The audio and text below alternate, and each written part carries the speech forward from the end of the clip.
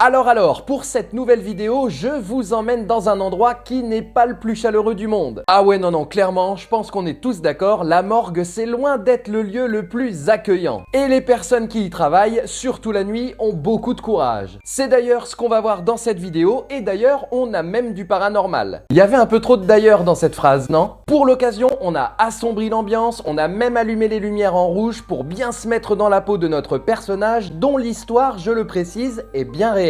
Comme d'habitude, n'hésitez pas à lâcher un petit like et pensez bien à vous abonner. On part tout de suite dans une petite ville de Californie, dans l'hôpital où exerce Carol qui travaille dans le secteur funéraire. On est juste après la pandémie du Covid, on connaît tous l'histoire, beaucoup de morts, les hôpitaux débordés et Carol est au bout du rouleau. Et aux États-Unis, juste après la crise du Covid, il y a eu la crise des opioïdes. L'hôpital dans lequel travaille Carol reçoit beaucoup de personnes victimes d'overdoses d'opioïdes, notamment de fentanyl, et qui pour beaucoup malheureusement terminaient à la morgue. C'était devenu monnaie courante. D'ailleurs, petit aparté, je vous le rappelle, ne prenez surtout pas d'opioïdes. Carol avait donc énormément de travail, elle faisait beaucoup d'heures supplémentaires, parfois jusque très tard dans la nuit. Et ce matin-là, Carol était chargée de récupérer à la morgue de l'hôpital le corps d'un jeune homme, Tom, victime d'une overdose d'opioïdes. C'était donc la fin de la nuit, Carol devait préparer le jeune homme pour que sa famille vienne se recueillir 2 jours plus tard. Elle était habituée, préparer les morts pour les rendre plus beaux, les montrer à la famille, c'était son métier. Elle n'avait pas beaucoup d'informations sur Tom, elle ne le connaissait pas. Elle savait juste que Tom n'était pas un toxicomane et qu'avec des amis, le temps d'une soirée, ils avaient décidé d'essayer les opioïdes pour la première fois. Et notamment le fentanyl qui est très puissant.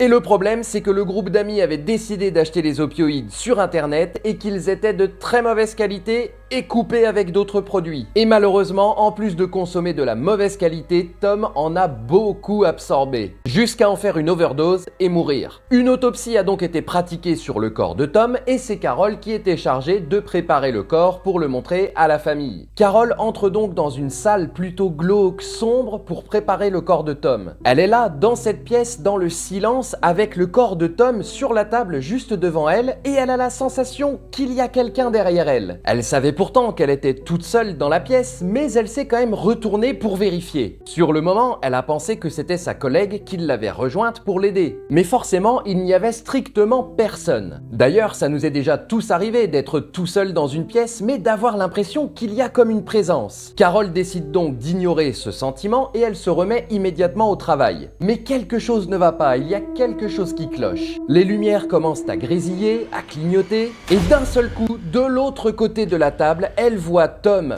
debout devant elle, alors qu'il est mort et allongé sur cette table. Carol est pétrifiée, elle n'en croit pas ses yeux, elle vérifie et regarde sur la table, et pourtant Tom est toujours bel et bien mort. Le jeune homme se met à marcher à tel point qu'il se rapproche d'elle à peu près 50 cm.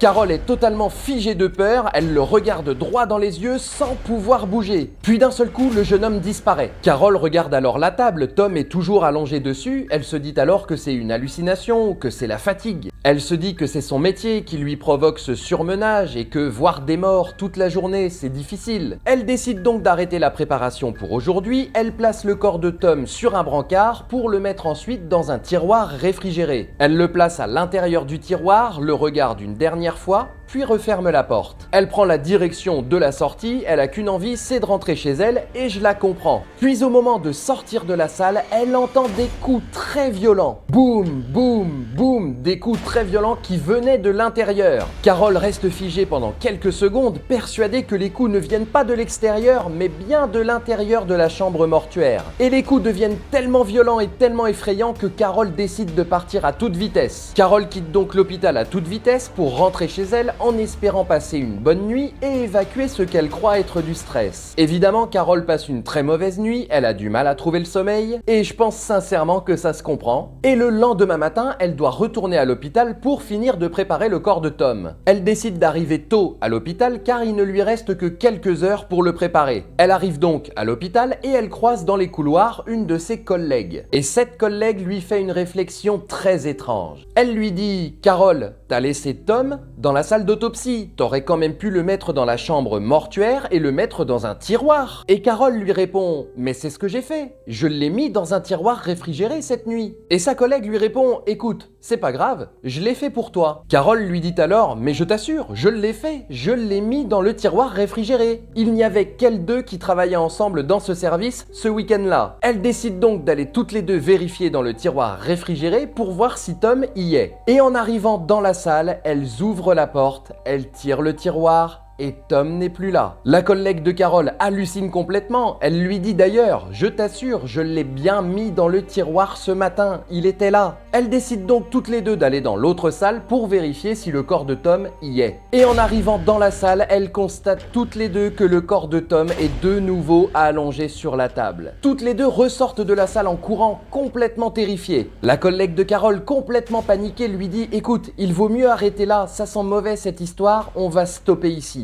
Et Carole lui répond, mais non, je ne peux pas, je dois absolument finir de le préparer pour le montrer à sa famille. Carole prend donc la décision de continuer toute seule puisque sa collègue l'a abandonnée. Elle continue donc la préparation de Tom, complètement terrifiée. Elle a presque fini, elle a presque terminé la préparation quand tout d'un coup, elle entend une petite voix murmurer. Une voix plutôt douce, plutôt apaisante, avec un léger souffle. Elle se retourne donc et elle voit Tom debout devant elle. À nouveau, elle reste complètement figée par la peur et elle écoute Tom qui lui dit « C'est bon, tout va bien maintenant ». Elle raconte que Tom était très beau et qu'il était entouré d'une sorte de halo blanc. Elle est restée figée devant lui pendant quelques secondes et puis il a disparu. Carole est persuadée de ne pas avoir halluciné et d'avoir été victime de ce qu'on appelle des apparitions de crise. C'est un phénomène pendant lequel la personne qui vient de mourir peut apparaître pour communiquer ou signaler quelque chose. En l'occurrence, Tom aurait décidé d'apparaître à Carole car c'était elle qui lui apportait les soins et qui s'occupait de lui. Carole n'a pas changé de métier, elle travaille toujours dans cet hôpital, mais elle explique que sa vision de la mort a complètement changé. Une chose est sûre, c'est un métier très important qui demande beaucoup de courage. J'espère que la vidéo vous aura plu autant qu'à moi, n'hésitez pas à lâcher un petit like, à vous abonner et à laisser un petit commentaire